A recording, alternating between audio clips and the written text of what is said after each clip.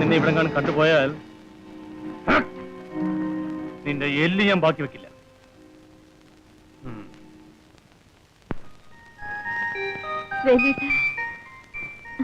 ഒന്നുമില്ല. എന്റെ ഭർത്താവിന്റെ ജീവൻ രക്ഷിച്ചതിന് വളരെ നന്ദി സാറേ.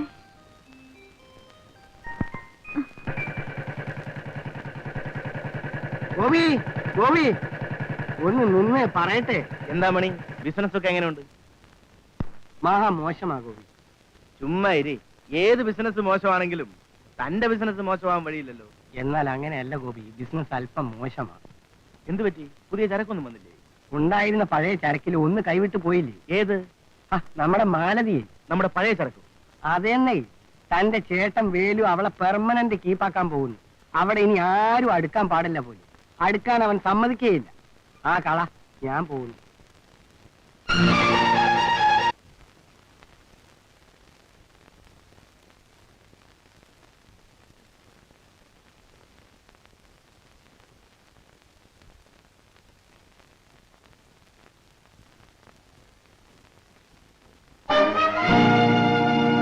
എന്താ പറഞ്ഞത്? സുഖമാണ്.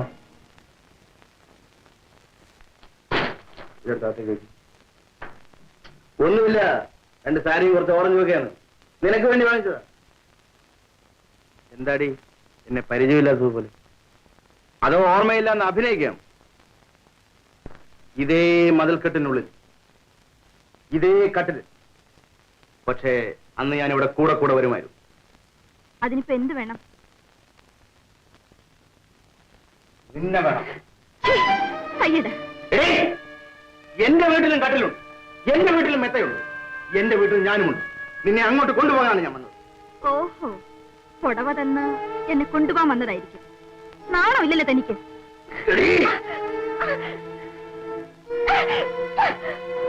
ശീലാവധി ചമയുകയാണ്. എല്ലാ സൗകര്യങ്ങളും തരാം. തനിച്ച് താമസിക്കാൻ ഒരു വീടും തരാം. ഗോപിയുടെ വെപ്പാട്ടി എന്ന് പറഞ്ഞാൽ അതിന്റെ അന്തസ് എന്താണെന്ന് എനിക്കറിയാം. എത്രയോ സ്ത്രീകൾ ഈ സ്ഥാനത്തിന് വേണ്ടി എന്റെ പുറകെ നടക്കുക. എന്തു പറയുന്നു? ഞാൻ പറയുന്നത് കേൾക്കൂ. ഞാനിപ്പോ പഴയ മാലതിയല്ല. നല്ലൊരു ജീവിതം തുടങ്ങാൻ ശ്രമിക്കുന്ന എന്നെ എന്തിനിങ്ങനെ ശല്യപ്പെടുത്തുന്നു? ഈ കാര്യം വേലുച്ചേട്ടൻ അറിഞ്ഞാൽ നിങ്ങൾ വെറുതെ വിടില്ല. വേലു? ഞാൻ അറിയാത്തൊരു വേലു. പുതിയ ഉദ്യോഗം കൊടുത്തിരിക്കുകയാണ്, ഭർത്താവ് ഉദ്യോഗം. എന്ത് ശമ്പളം കൊടുക്കുന്നുണ്ട്? ഭാഗ്യദേവത നിന്നെ അന്വേഷിച്ചു വന്നിരിക്കുകയാണ്. ഇനി ഇതുപോലെ അവസരം ഞാൻ തരുമെന്ന് വിചാരിക്കരുത്. മര്യാദയ്ക്ക് ഇവിടെ. മര്യാദയ്ക്ക് ഇവിടുന്ന് പോകാനാ പറഞ്ഞത്. ഇല്ലെങ്കിൽ ബഹളം വെച്ച് ആളുകളെ കൂട്ടും. ബഹളം വെക്കും. എങ്കിലും ഒന്ന് കാണട്ടെ.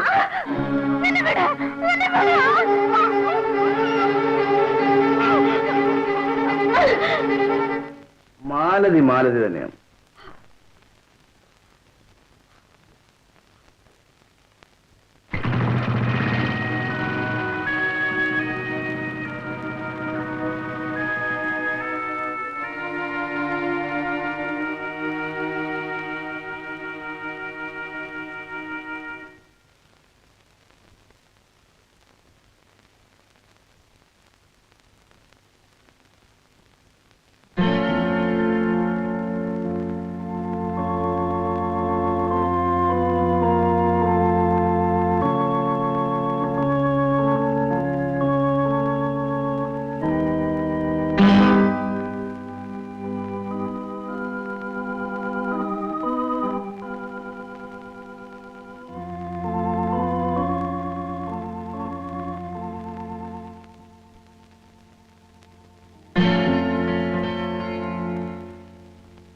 പോയ കാര്യം എന്തായി? ജോലിക്കാര്യമല്ലേ, എന്നത്തെയും പോലെ തന്നെ പറ്റിയില്ല. വന്ന പാടെ ഇങ്ങനെ കിടന്നാലോ? കൈ കഴിയിട്ട് ചോറുണ്ണാൻ വരും.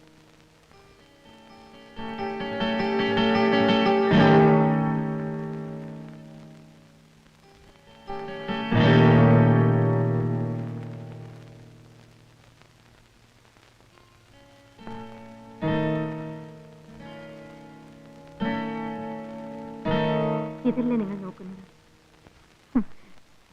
ശരി ശരി, ഒരു ഊണ് കഴിക്കണം.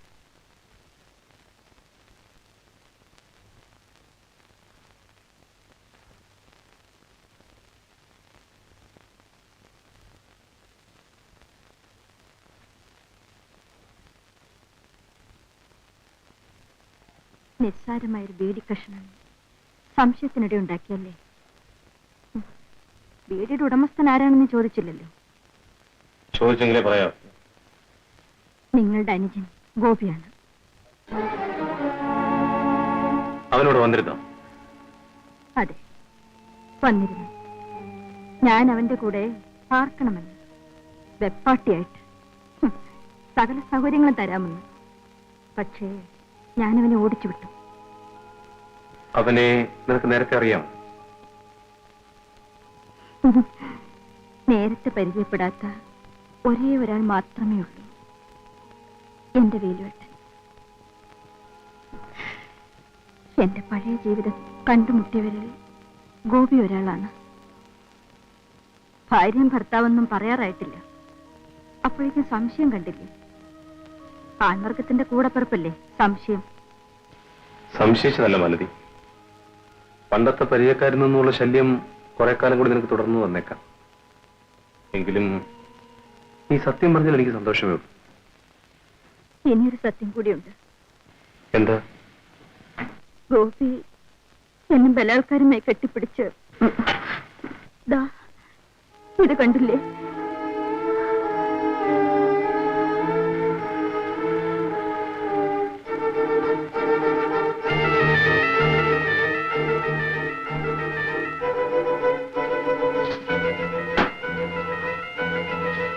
എവിടെ പോകുന്നു? ഗോപിയുടെ വീട്ടിലേക്കോ? അതെ. അടിപിടി കൂടി അപകടമൊന്നും ഉണ്ടാക്കരുതേ. ഒന്ന് നിൽക്കൂ.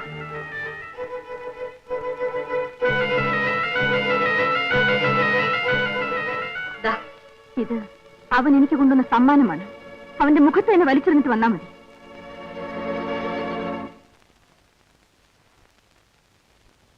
എടി ഭാർഗവി, ഈ കഥ തുറന്നിട്ട് റോഡെ പോകുന്ന പട്ടിയും പൂച്ചയൊക്കെ അകത്ത് കയറുമെന്ന് അറിയാമേ?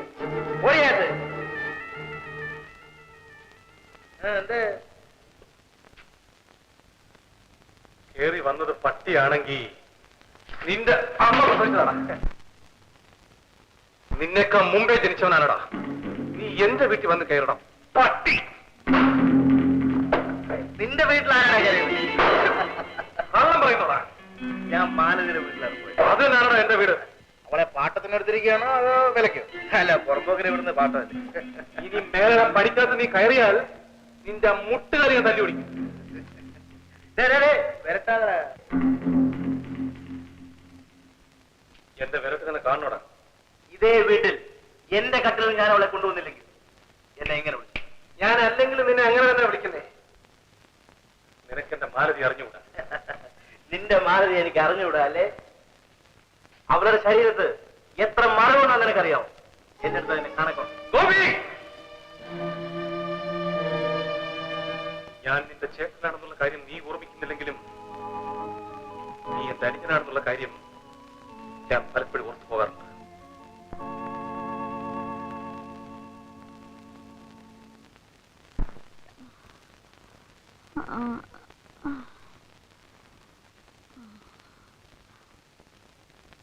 എന്താ ഇത്രയും താമസിച്ചത്? ആ കുന്നൂഴിയിലെ കോമളത്തിന് പെട്ടെന്ന് അസുഖം വന്നു. ഒടുവിൽ ഡോക്ടറെ എടുത്തു കൊണ്ടുപോയി. ഇഞ്ചക്ഷൻ എടുക്കാനും മരുന്ന് വാങ്ങിക്കാനും ഒരുപാട് സമയം. എനിക്ക് പനി പിടിച്ചിട്ട് 4-5 ദിവസമായി. എണീക്കാൻ പോലും വയ്യ. അതിനല്ലേ അന്നേ കുരുമുളക് വെള്ളം കാച്ചി കുടിക്കാൻ പറഞ്ഞത്. ഭാര്യയെ ഡോക്ടറെ അടുത്ത് കൂട്ടിക്കൊണ്ടു പോകാൻ നിങ്ങൾക്ക് സമയമില്ലല്ലേ? ബുദ്ധിയില്ലാത്ത വർത്താനം പറയാതെ. നീയും അവളും ഒരുപോലെയാണ്. നീ 10 ദിവസം സുഖമില്ലാതെ കിടന്നാലും നമുക്ക് എങ്ങനെയും കഴിഞ്ഞുകൂടാ. ഇത് വീട്ടുകാര്യം, അത് തൊഴിൽ.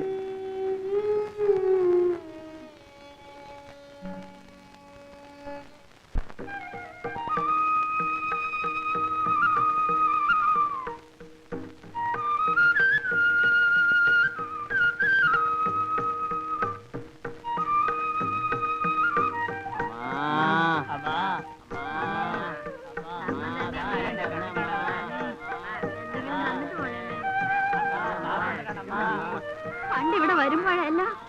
ഓരോ രൂപ തരുമായിരുന്നു. ഇപ്പൊ അവള് മോന്തം തിരിച്ചോണ്ട് പോണ കണ്ടില്ലേ? ഓ, മൂതേ.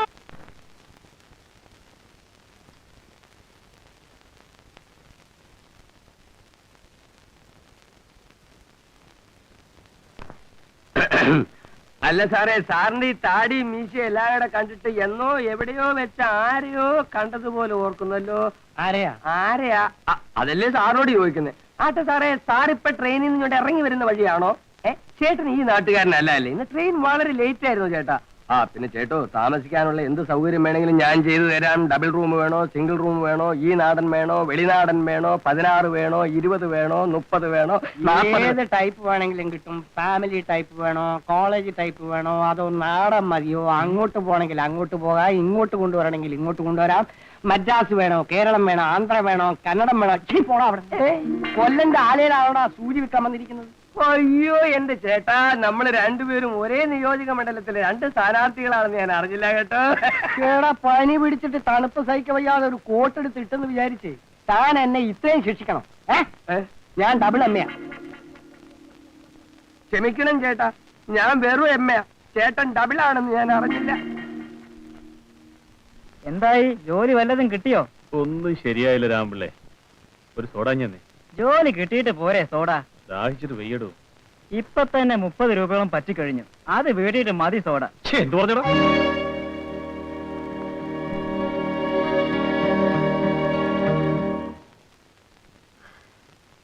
ഇതാണ് ചേട്ടാ ലോകം. എന്ത് ചെയ്യാം?